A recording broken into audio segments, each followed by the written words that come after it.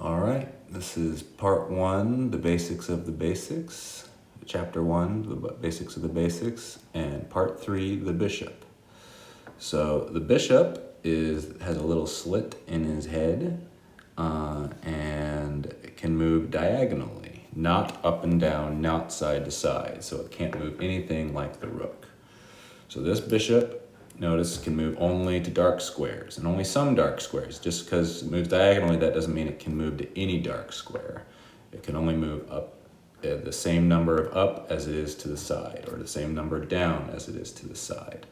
So this bishop could move all the way to h8, and then from h8 could move all the way to a1, or if it was on e5, it could move all the way to h2, and all the way to b8 in one move.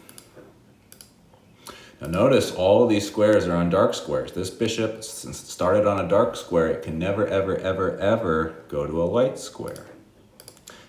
For black, this is a light squared bishop. It can only go to light squares. So these bishops will never be on the same, could never go to the same square. The black bishop will always stay on the light squares, and the white bishop will always stay on the dark squares. So when you look at the beginning position, notice both sides get two bishops. There's a dark squared bishop on c1 for white, and a light squared bishop that starts on f1. And then black has a dark squared bishop on f8 and on c8. So both sides get two bishops, both get a dark squared, and both get a light squared bishop. Other than that, the same rules apply. Bishops can, as they do for rooks, bishops cannot jump over other pieces. So notice this light squared bishop, f3, g2, and h1 don't light up because black's rook is in the way.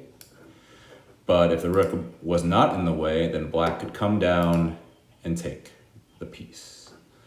These bishops will never be able to take each other because one's on dark squares and one's on light squares. So bishops, since they can only stay on half of the board, either the light squares or the dark squares, they're not worth as much as rooks are. Bishops are usually worth around 3 points, and rooks are worth 5. So a bishop is worth less than a rook. Remember, rook is worth 5, a bishop's worth 3.